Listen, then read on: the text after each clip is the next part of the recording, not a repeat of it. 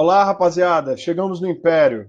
Bem, na aula de hoje nós vamos conversar um pouco sobre o primeiro reinado, que vai de 1822 até 1831, ou seja, 9 anos de muitos conflitos, né? As pessoas costumam dizer, o Brasil é um país que não tem problemas climáticos, mas imagine se tivesse, né?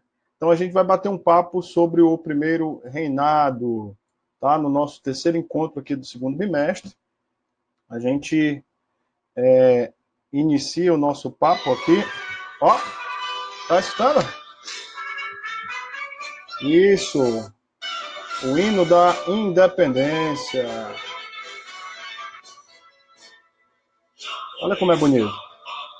Filho, impotente a mãe gentil, já raiou a liberdade no horizonte, no Brasil.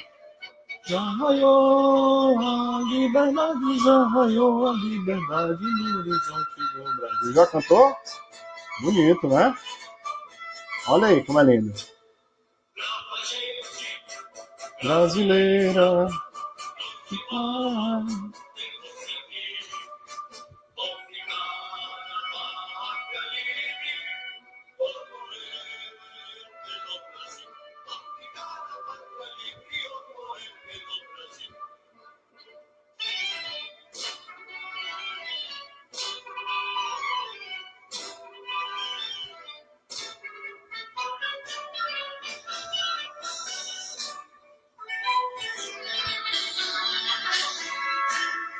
Os filhos que nos forjavam, não perdidas do partido, houve mão mais poderosa, somos deles no Brasil. Houve mão mais poderosa, houve mão mais poderosa, somos deles no Brasil.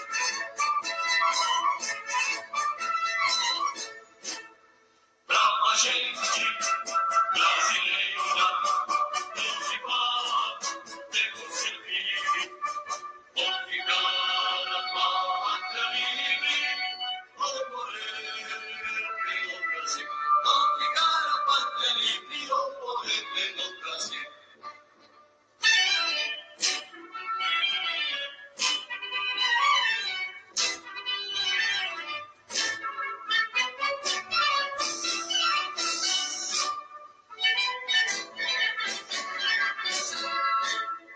Não tem mais símbias falantes que apresentam falsos filhos. Nossos peitos, nossos braços são muralhas do Brasil. Nossos peitos, nossos braços, nossos peitos, nossos braços são muralhas do Brasil.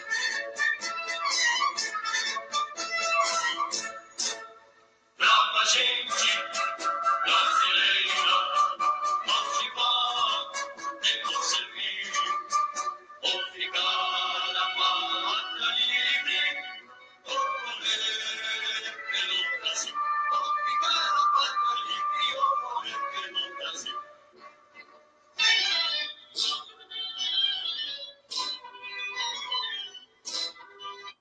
Esse é o hino da independência, né? Muito bonito. Ele é um poema do Evaristo Veiga e a música seria de Dom Pedro I, né? Ele tinha uma formação musical muito sólida, né? Era muito comum dos príncipes, né? E ele musicou esse poema, né? Aqui a gente tem a árvore genealógica, né? Dessa família tão conturbada, família real portuguesa, que Dom João VI, Dona Carlota Joaquina, Dona Leopoldina, Dom Pedro I e Dona Amélia. E aí a sequência até os dias de hoje, né? Os descendentes, né, do trono dessa família tão cheio de coisas e situações. Então, no seu material você vai encontrar esse assunto junto com o período regencial, mas como são dois períodos muito turbulentos, eu achei por bem separar para que a gente possa ter mais tranquilidade na discussão.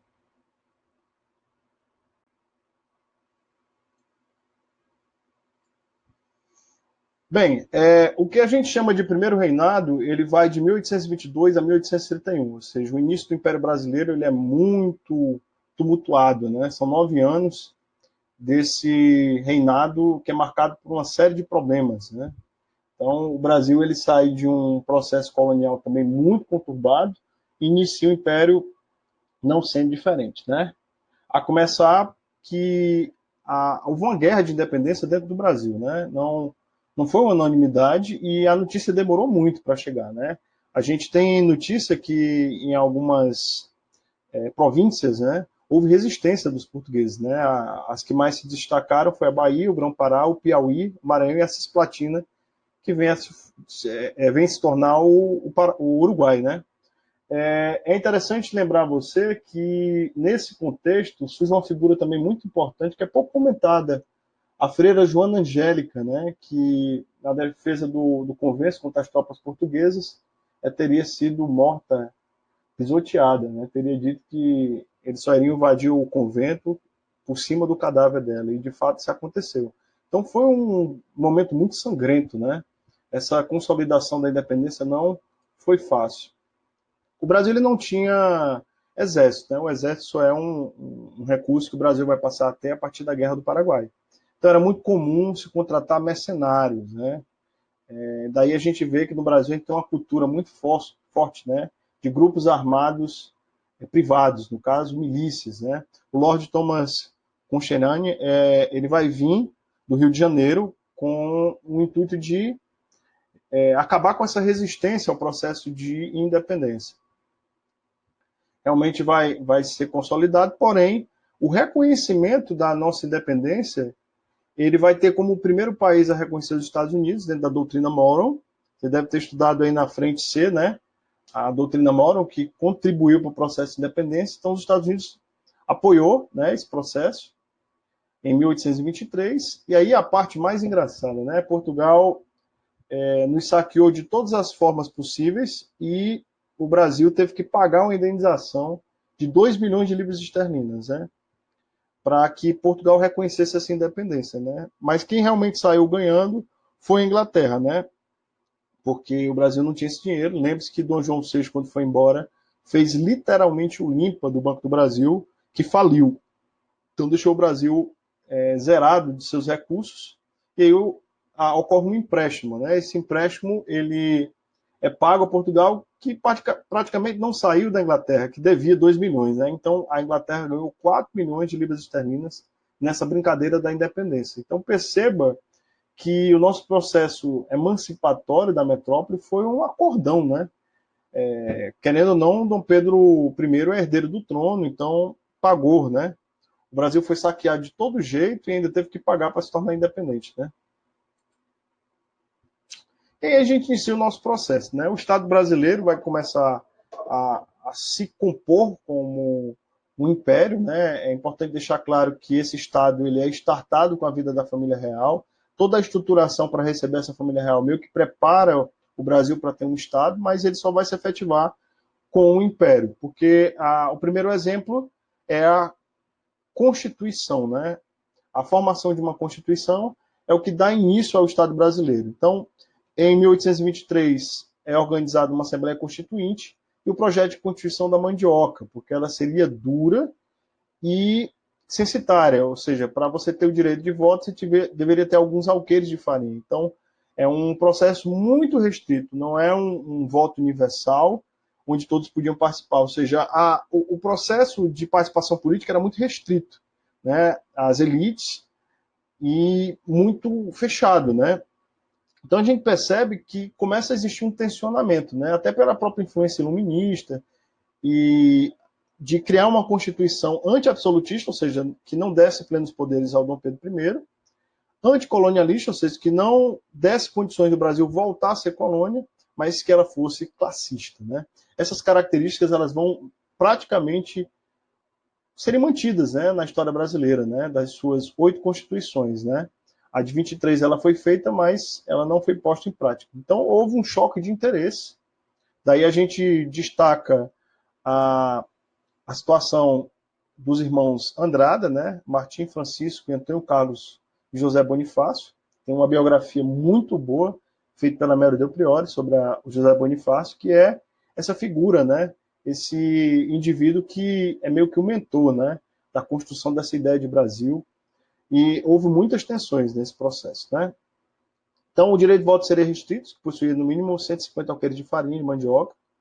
E houve uma intensa disputa entre o Partido Português e o Partido Brasileiro. Como eu já havia comentado no nosso último encontro, o Partido Português ele tinha uma visão mais restauradora, queria um poder mais centralizado, absolutista, e, de preferência, um retorno, né, do Brasil à colônia. E o Partido Brasileiro ele aspirava por uma certa autonomia, mas não toda, uma autonomia para as elites, e aí era um embate, né, entre esses que queriam um poder mais absoluto na mão do Pedro I, pensando em se beneficiar, e quem aspirava por maior autonomia, mesmo que fosse restrita, somente voltada para essas elites. Aqui a quantidade, um alqueire de farinha equivale a 13,8 litros.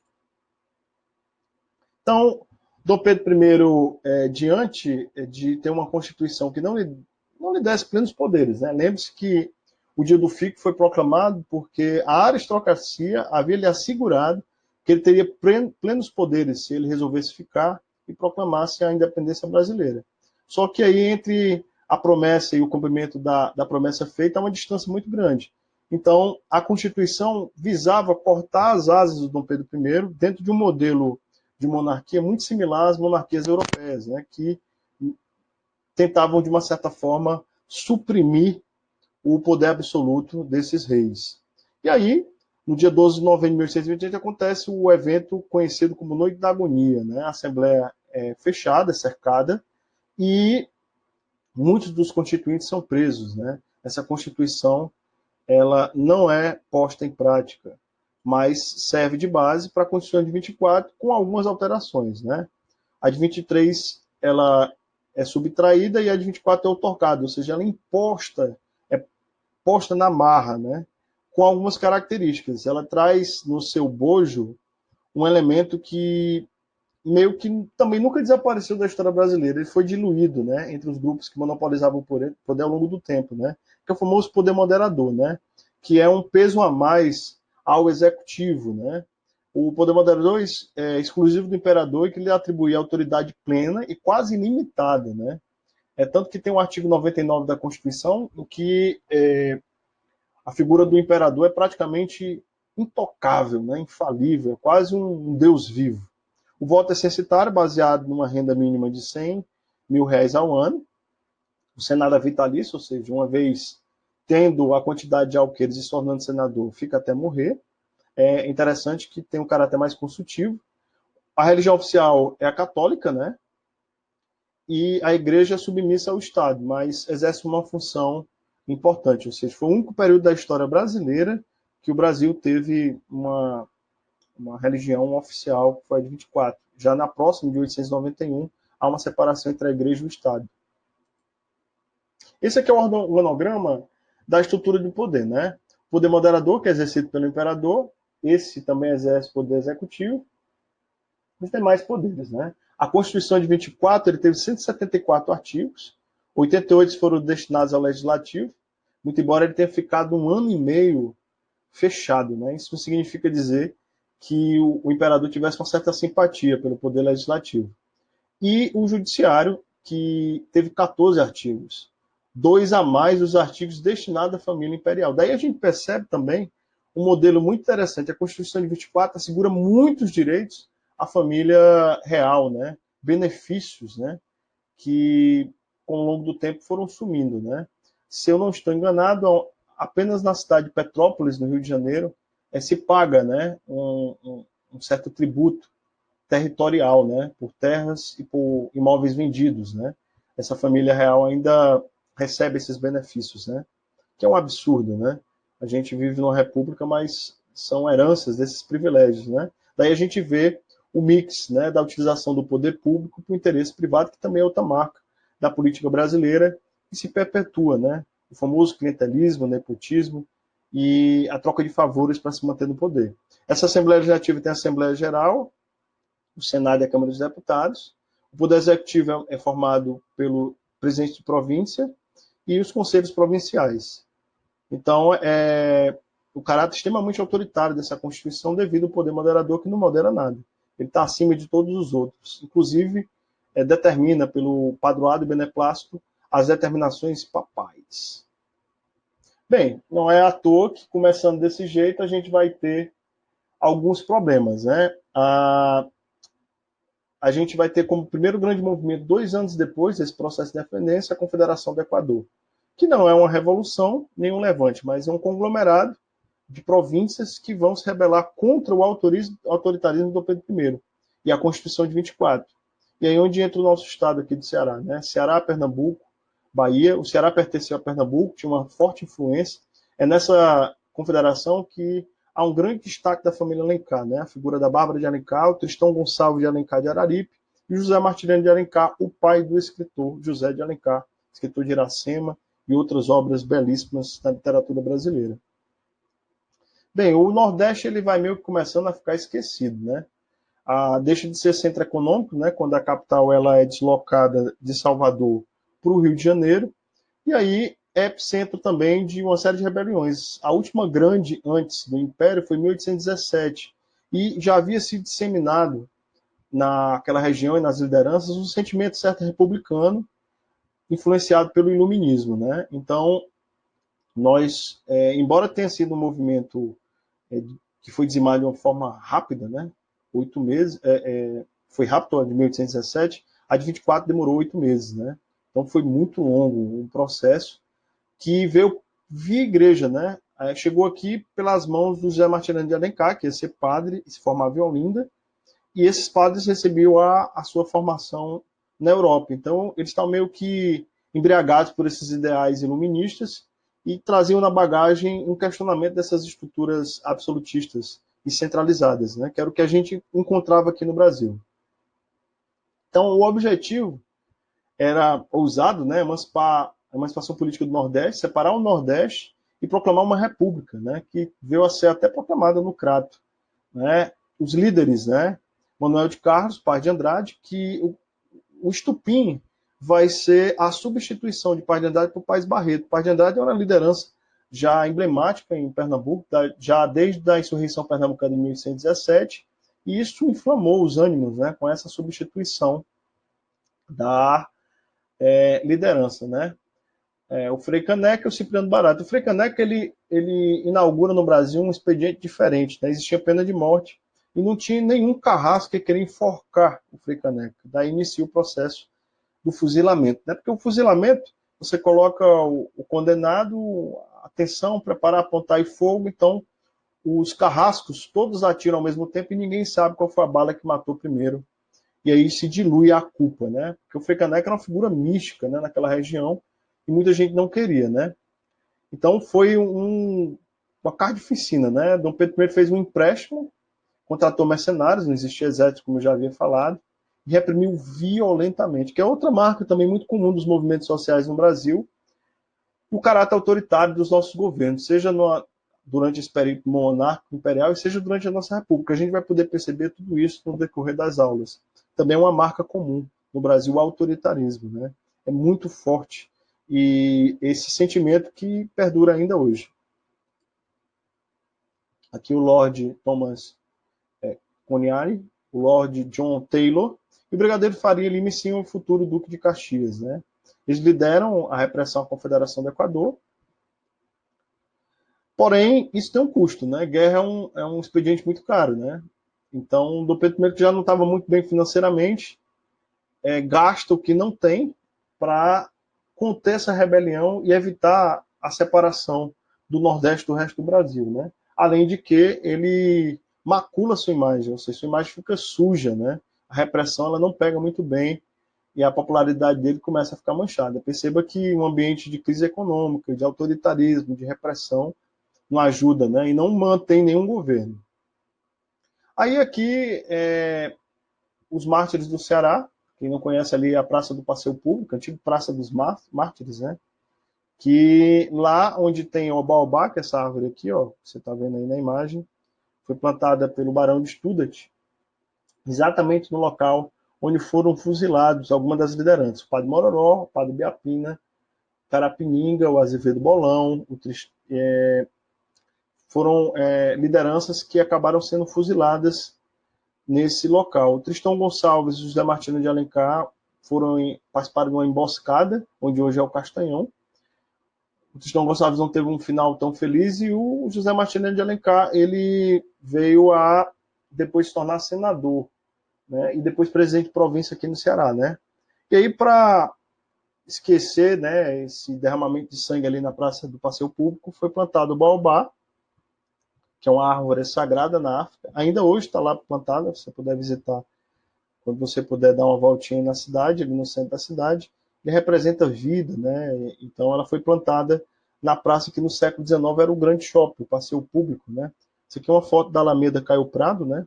Onde mulheres casadas e solteiras passeavam, né? E aqui era um grande ponto da elite, eram em 3 andares, né? Hoje só existe um andar que era da elite, né? Os outros andares, um virou uma quadra, que é do 10º GAC do Exército, que é o antigo Forte de Schonenburg, e a Avenida Leste-Oeste. Outro fator que também, aos anteriores, vão contribuir para o desgaste, como havia falado, né? Essa crise econômica resulta na falência definitiva em 1829, que só vai ser ressurgido do Banco do Brasil quando o Banco Mauá for estatalizado, mas fale, né? O Banco do Brasil, que piora ainda mais a situação, né? Gastando aí para conter essas rebeliões. Para completar a desgraça, que não é pouca, a Guerra da Cisplatina, ou seja, o processo de emancipação do Uruguai, que se torna uma república, sob a liderança do caudilho Lavaleja, que na Batalha do Rio da Prata torna o Uruguai independente. Lembre-se da figura do caudilho, né, que você estudou no capítulo referente à colonização espanhola e independência da América Hispânica, que é essa liderança oligárquica, né, que cria um exército próprio, e é também uma marca muito profunda das lideranças políticas, né? Aqui no Brasil, a maior delas foi Getúlio Vargas, né, que é da região do Rio Grande do Sul, e exportou para o Brasil todo esse caráter caudilho, que é muito comum na América do Sul, né? Essa figura popular que arma um grupo para tomar o poder, né? E aí também a gente vai ter a questão referente ao trono, né?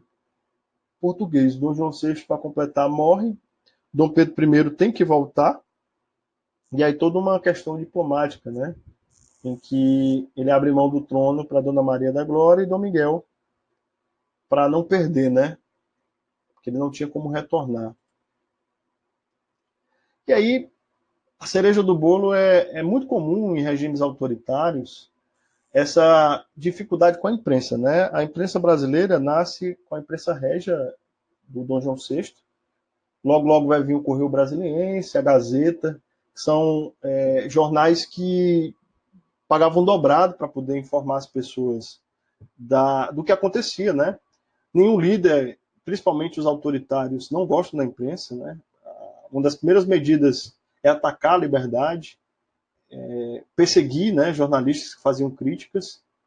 E aí é muito comum, né? Não é muito diferente em outros momentos históricos essa perseguição a jornalistas e à liberdade. E aí, o Líbero Badaró era um jornalista que fazia críticas extremamente ácidas ao Dom Pedro I, né? E isso inflamava as pessoas. Coincidentemente, o mesmo é assassinado. Isso gera uma comoção nacional que ainda desgasta ainda mais a imagem do Pedro I.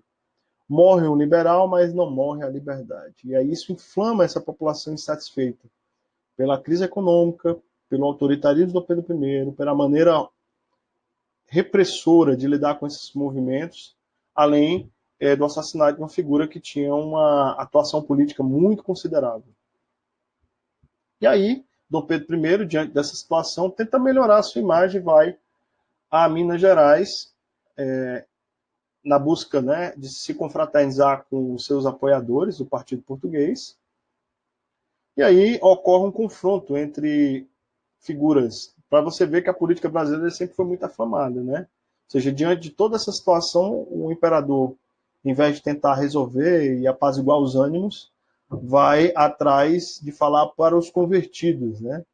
que aí são esses membros do Partido Português, mas ele é recebido do Badalos Secos, né, em Minas Gerais, e ocorre o evento conhecido como Noite das Garrafadas. Ou seja, a situação vai começando a ficar insustentável.